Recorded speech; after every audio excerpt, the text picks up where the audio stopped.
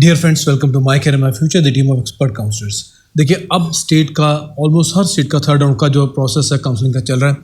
मैं आप बच्चों को खास तौर पे एक बहुत इंपॉर्टेंट इन्फॉर्मेशन देना चाहता हूँ। ये थर्ड राउंड में आप बहुत ध्यान से काउंसलिंग में पार्टिसिपेट कीजिएगा।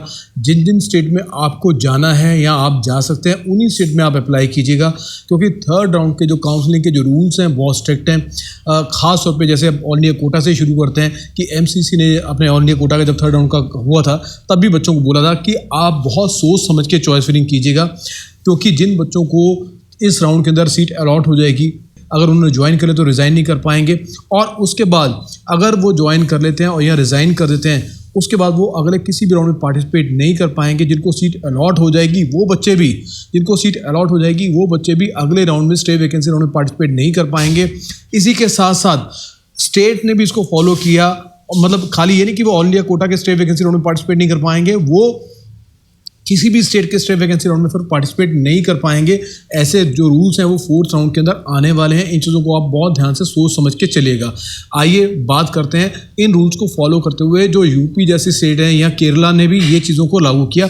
यूपी की बात करते हैं तो यूपी ने पॉइंट नंबर 3 में बहुत क्लियरली मेंशन किया कि candidates allotted through first round or second round of counseling of UP NEET UG 2023 and candidates allotted/admitted through all India quota and any round of other state counseling will not be eligible for the mop-up round. So UP के mop-up round के लिए वो students जो किसी भी counselling के अंदर जिनको सीट अलॉट हो चुकी है उनको अलाउ नहीं किया जाएगा यूपी के मॉपअप राउंड के अंदर। केरला ने भी अपने पॉइंट नंबर 2 के अंदर बहुत क्लियरली मेंशन किया कि if NMC/MCC issues directives that the third round all India quota allotted/admitted candidates become ineligible for third round state quota counseling, and if the list of such candidates are shared by the NMC/MCC, the options of such candidates will not be considered for third round allotment in the state. They become ineligible for participating in the third round. So अगर MCC के जो third round में जिन बच्चों को seat allot हुई है या जिन्होंने एडमिशन ले लिया है, दोनों ही सूरतों में